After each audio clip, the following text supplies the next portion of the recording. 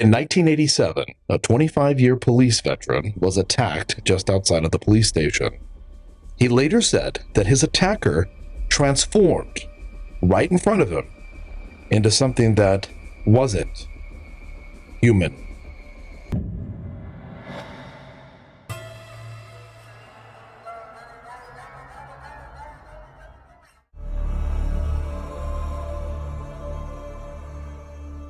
Hello, and welcome to Rope. The term lycanthropy comes from the Greek word lycanthropos, the first part like or lykos, meaning wolf, and the second part anthropos, meaning man. It was first used in 1584 by an English member of Parliament named Reginald Scott in his book The Discovery of Witchcraft, to denote an extreme form of violent insanity, where an individual believes that he or she is, or is becoming, a wild beast, usually a wolf. Although science says that lycanthropy is just a mental illness, some believe that it is something more. However, even those who think that it's something more than just a mental illness don't usually believe that a human can transform into a beast and then back again. But what does one do when a 25-year police veteran claims that he saw someone in the act of transforming? In this video, we're going to examine the possibility that lycanthropy, in some cases, just might be more than a mental illness. And we'll do this by looking at the very interesting case of William Ramsey. He's a man who had a lifelong history of lycanthropy. Ramsey's story stands out because it's one that was very well documented, and although seemingly impossible, on two different occasions, separated by decades, witnesses claimed they saw Mr. Ramsey change into something that was non-human and wolf-like. In the first incident in 1952, witnesses claimed that Ramsey completely transformed into a wolf. And then 30 years later, a police sergeant with the Essex Police Department said that he watched as Ramsey's face began to transform into something that was non-human. We'll take you through Ramsey's complete life story, and then I'll quickly give you my thoughts on this case. Then Amy wants to come on, and she's going to talk a little bit about the future possibilities of gene splicing. So, this report begins when Ramsey was just 9 years old.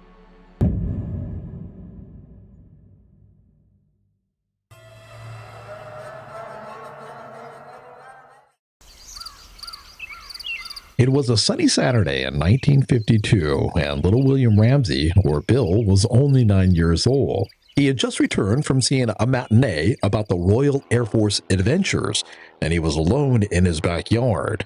In his mind, he was a fighter pilot in World War II, and he was playing near the very back fence, a wire fence, and he was pretending to bask in the glory of military success when all of a sudden, he felt a strange coldness come over him.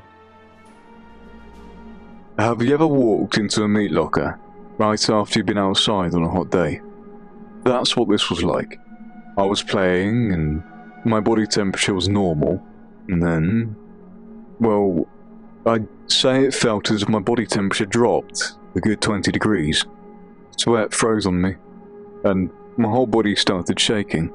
It was as if I'd opened a door and stepped into another dimension. And there was this odour, very foul. A few years earlier, a sewer on our street had backed up. I never smelled anything as foul as the gases that escaped, and that's what this smell was like that afternoon. I was afraid I was going to vomit. After a bit, Bill said that the coldness and the smell dissipated, but it was as if he had went through some sort of metamorphosis, and on this side of things, he felt very differently than he had before. He stopped playing pretend and just looked up at the sky, and as he did, images of himself as a wolf dominated his mind. He stood there doing nothing except experiencing these images for quite a while. So long, in fact, that the sun started to go down. And around dusk, he heard his mother calling out for him for dinner. Bill, come in for dinner, love. And he later said that that was a sound that he usually looked forward to, but for some reason, this time, it irritated him. As she continued to call out, he tore himself away from experiencing his images and forced himself to look back toward the porch where she was standing. In the process, his shoe got caught on a fence post, and he tripped. His knee landed hard on the ground, and instantly he was overcome with a blinding rage. Then his mother watched as he somehow ripped the fence post, which had been put into place with cement, up out of the ground. Well, this terrified her, so she called for Bill's father, and they both ran out toward Bill. When they got to him, he was lost in some crazed state, and now he was swinging the fence post over his head, and he was doing this with the wire fencing still attached to the rest of the fence. Well, they shouted for him to stop, and that only made him angrier, and so he smashed the fence post onto the ground, and then he bit into the wire fencing, and somehow he actually began to tear it apart with his teeth. Well, his father instantly grabbed him, trying to subdue him, but Bill, this 9-year-old little boy, was too strong for him, and his father wasn't able to separate him from the fence post. Then, not being able to contain her emotions anymore, Bill's mother started to cry, and surprisingly, this jolted Bill out of his craze. He blinked his eyes and seemed to swim back into consciousness, where he was aware of what he was doing. He threw the fence post to the ground, and then he looked at his hands. They were covered in blood, and so was his face. Bill later said that at this point, he was beginning to feel like his old self again, and he looked up at his parents and opened his mouth to speak. He said that he was about to say something reassuring when, once again, those images of him being a wolf filled his mind, and he was overcome with that blinding rage. Instead of saying something reassuring, what came out of his mouth was a loud growl. His parents said that the sound wasn't at all human, and at that very moment, they were terrified. He looked more like a wild animal than their little boy, and his eyes said, "I'm gonna tear you to pieces." His parents raced back toward the house, and as they climbed the steps back onto the porch, his mother tripped, and his father bent over to help her up. And when he did, he glanced back toward Bill, but Bill was gone. And in his place, according to Bill's father, was a wolf.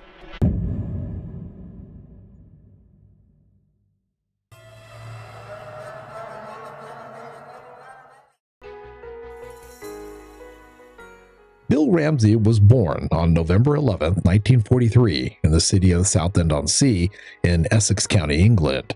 Until the incident in 1952, his parents said that he was just a normal run-of-the-mill little boy. Once his parents made it back into the house that day, they huddled together and they waited. And they said that as they did so, sounds of wolf howls echoed through the windows and the door frames.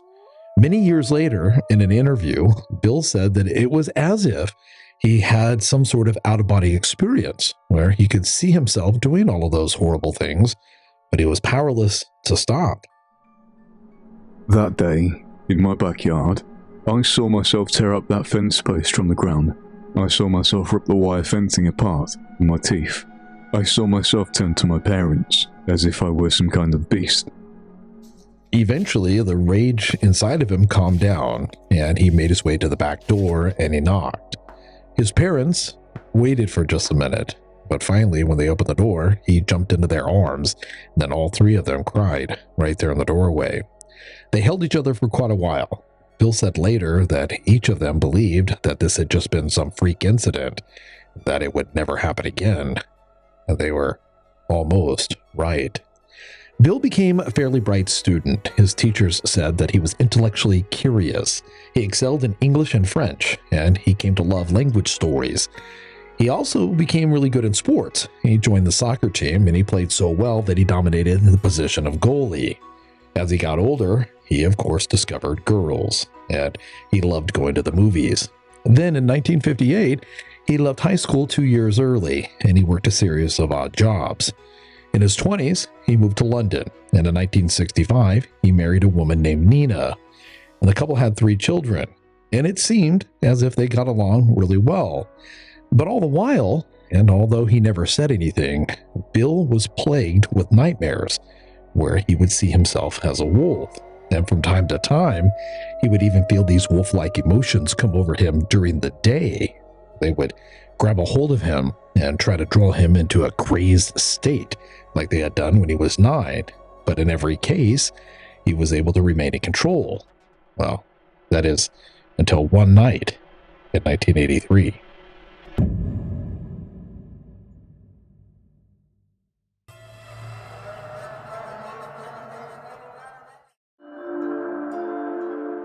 In early 1983, 30 years after young Bill Ramsey impossibly pulled up that fence post and nearly attacked his parents, he was heading home after a long day of work and a short visit to the local bar.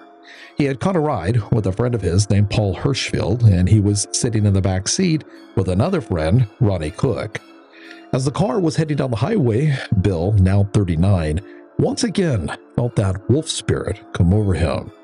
As I stated earlier, unbeknownst to everyone else, this had been happening to Bill for 30 years.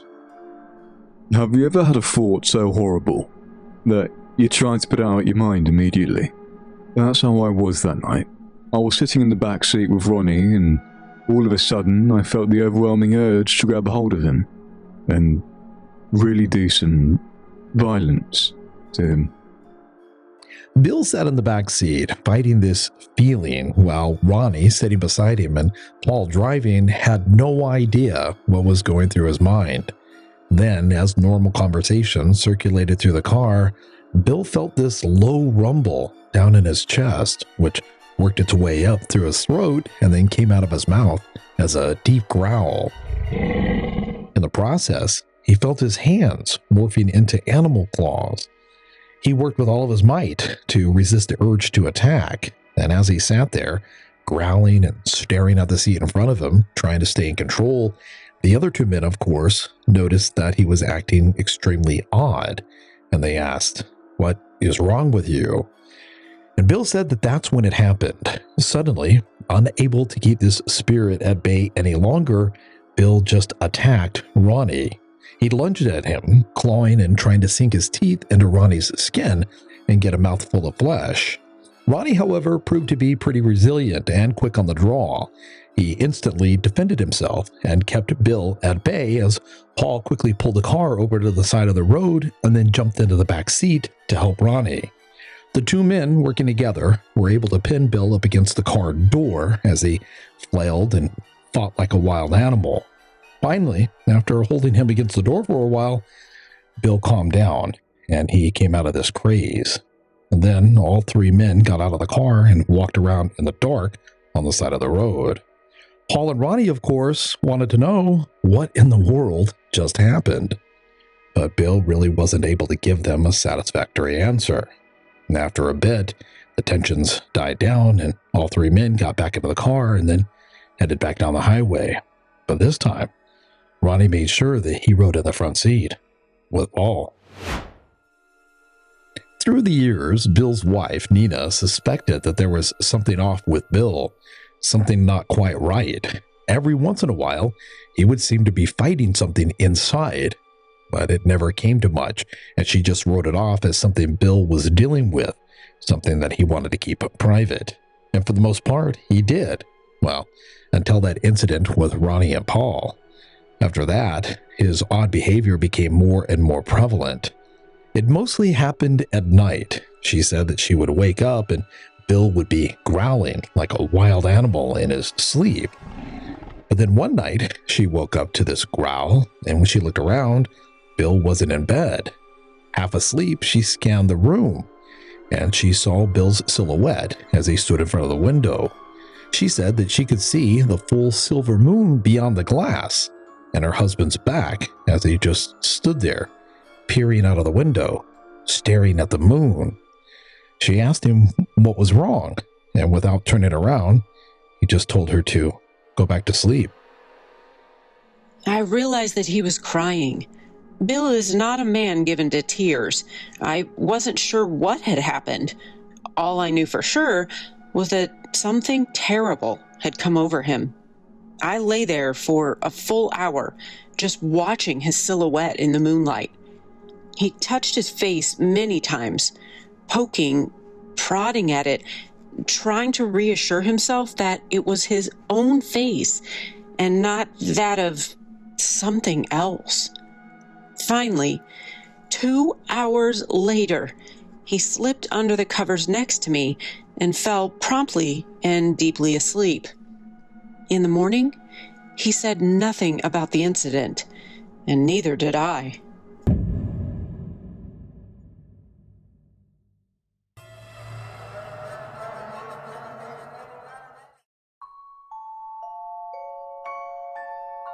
Shortly after Bill turned 40, on Monday evening, December 5th, 1983, he began to feel chest pains on his way to work.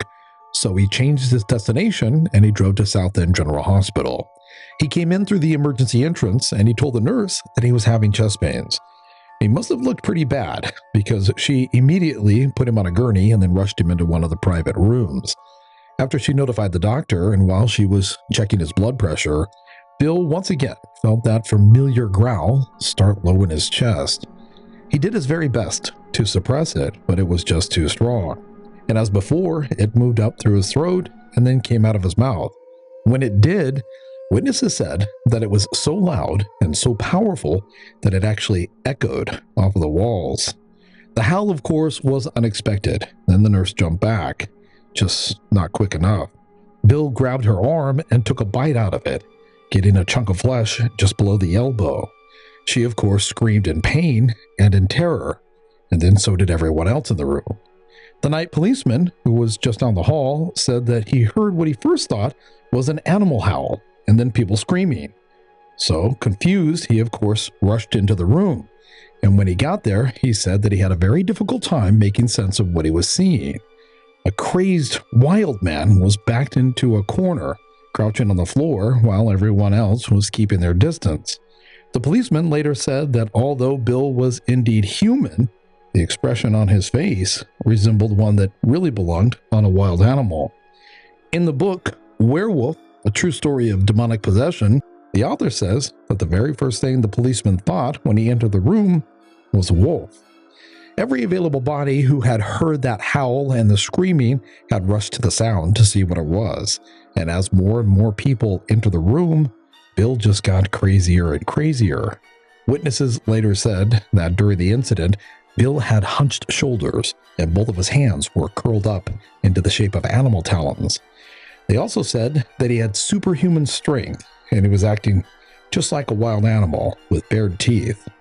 Finally, he started to inch his way out of the corner, looking like he was ready to rip apart anyone who approached him.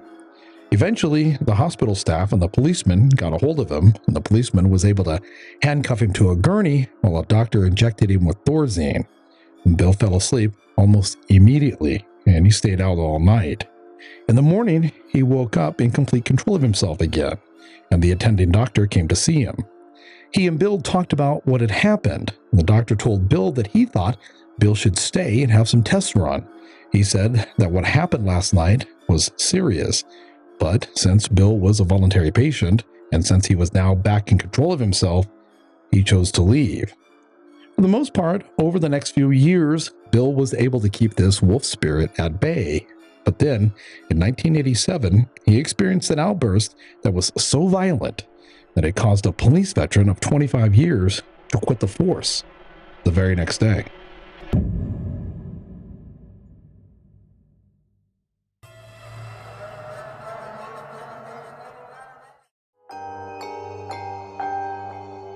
On Wednesday, July 22nd, 1987, while driving, Bill saw a young lady offering her services on the side of the road. Bill's statement later was that he picked her up, intending to drive her to the police station and make a citizen's arrest for prostitution. Whatever the case, well, that ended up being exactly what he did. But as he was pulling into the police parking lot, he once again felt that low rumble down in his chest. And the lady who he had picked up, a woman named Amy Kent, saw this crazed look in his eyes. And she said that it was so terrifying that as soon as they pulled into the parking space, she jumped out of the van and rushed into the police station. for help.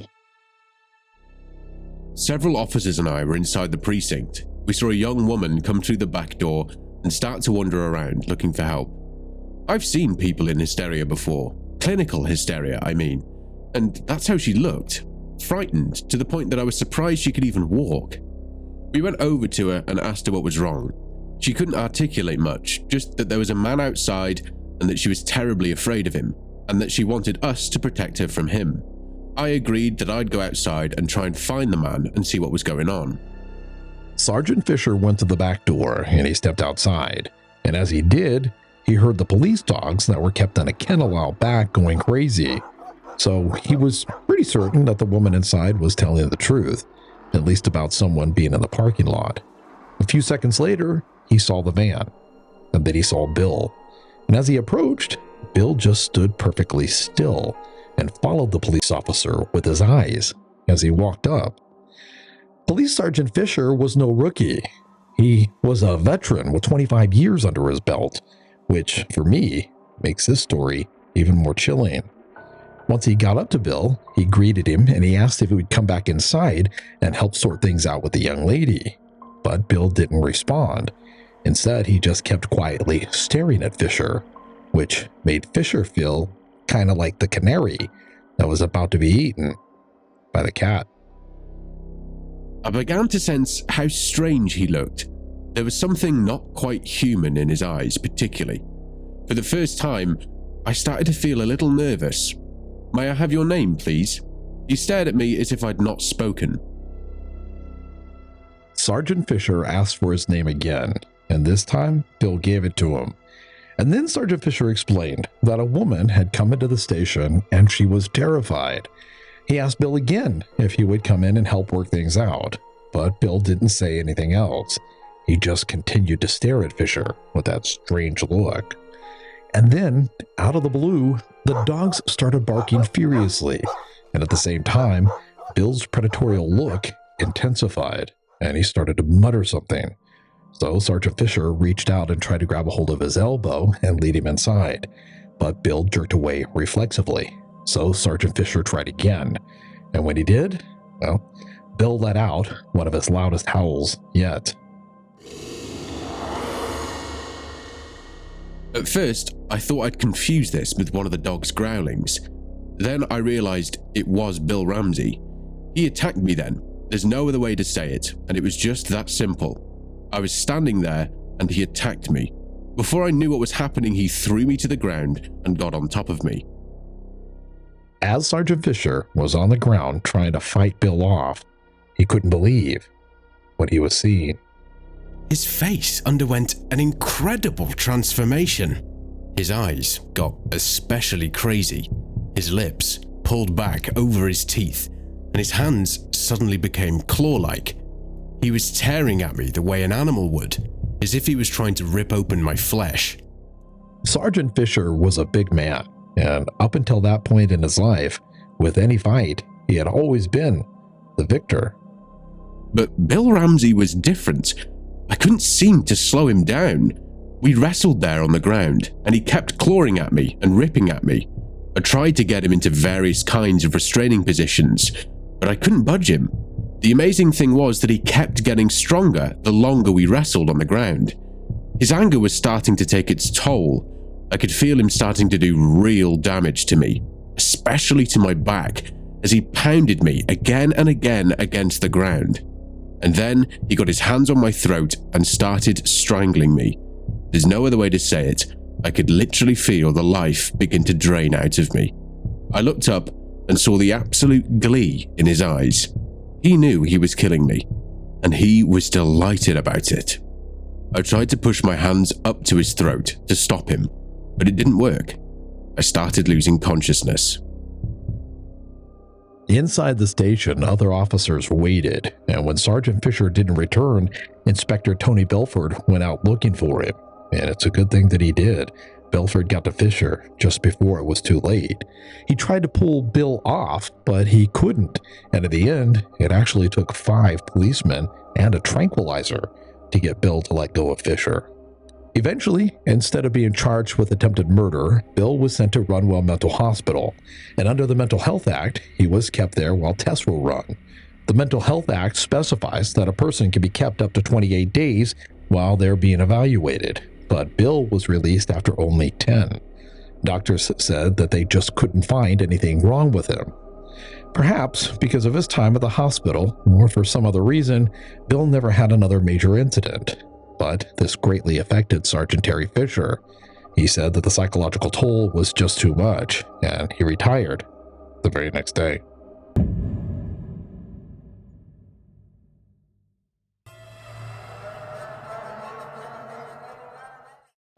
First, let me say that Bill eventually met with Bishop Robert McKenna, who performed an exorcism on Bill. And Bill believes that it was this exorcism, and not the time in the hospital, that finally gave him his peace. Bill's story is intense, and it really would just be another case chalked up to clinical lycanthropy if it weren't for the statements made by Bill's father and by Police Sergeant Terry Fisher. Bill's father said that he saw Bill standing in the backyard one minute, and then a wolf standing in the exact same spot the next. Sergeant Fisher stated that while he was wrestling with Bill, he saw Bill's face undergo an incredible transformation. Now, eyewitness accounts are challenging. It's been proven again and again that oftentimes people claim to have seen something that never actually happened. But when one's father says that he saw a wolf standing right where his son just was, are we to believe that a man confused his own son with a wolf? Maybe. What do we make about Sergeant Fisher's transformation statement? He wasn't just a civilian or a rookie officer. He was a 25-year police veteran, and he was face to face with Bill, just inches away from him when he said that he saw this transformation. Personally, I have a very difficult time imagining that someone could transform into anything. It's almost too crazy for my mind to comprehend. Amy did some research into gene splicing. So what do you got for us today? Well, I was thinking about this transformation from man to wolf and how that sounds really fantastical. Mm-hmm. So I looked into what's going on in the world of gene splicing. It's very interesting. All right. Also a little bit scary if you think about it too much. All right. You know, the ancient Greeks used the term chimera to refer to this multi-species monster. Right. Well, scientists today are now using the term chimera to refer to an animal that contains DNA from two different species. Right. But Yeah. that's not something you just find in nature, though. It is not. So they refer to this, but they're actually the ones developing this. Is that right? Exactly. Yeah, exactly. In 84, they created an animal with the body of a sheep and the head of a goat. What? Yes. In Yeah. 84? That was in 84. That's insane. Right. And then in 2003, they fused human and rabbit DNA. Why would they do that? Well, we can get into that later, but it is And when was this? in 2003, Over 20 years ago. right? Okay. So 2009, they fused human DNA and sheep DNA. Oh my God. And then the one that really blew my mind was in April of 2021, scientists fused monkey and human DNA. Oh my God. You weren't kidding when you said this is creepy stuff. It is very creepy stuff. But okay, so keep all that in mind, right? All Keep right. the gene splicing work Okay. research in mind. I want I to can't forget. I can't not see it now. Okay.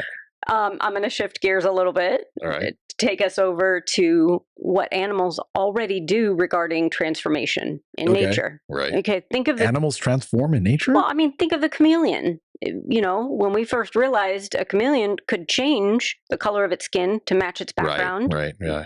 as an adaptation to survive, Yeah, it's like, okay. wow, Yeah. That is a change. they're transforming, right? And there are cuttlefish and octopus that kind of take what the chameleon does and do it to the nth degree. They also change the texture of their skin. Really? Yes. So the 3-dimensional structure of their skin will change so that they can make themselves look like a rock covered in algae. Wow. Yeah. That's so cool. Very, very cool. And okay, so think about what we talked about with gene splicing Right. and where we are Right. in that, and what animals already naturally can do. Right. Right. Mhm. I honestly don't think it's too far off in the future that we take this gene splicing technology and use it to, I don't know, have a finger that could change color, like a chameleon. Yeah, I could see that. Yeah, Yeah. absolutely. And then That would be so cool. yeah, that would be, well, I mean, I'm like, perfect adaptation for a thief. It's like, it doesn't look like my finger anymore, right? It's a white marble. My God. Right. I don't know. Yeah, so yes, we're still in the infancy stages of that. Mhm. But to me, that doesn't seem like a stretch. That's a far cry, though, to someone transforming into a wolf.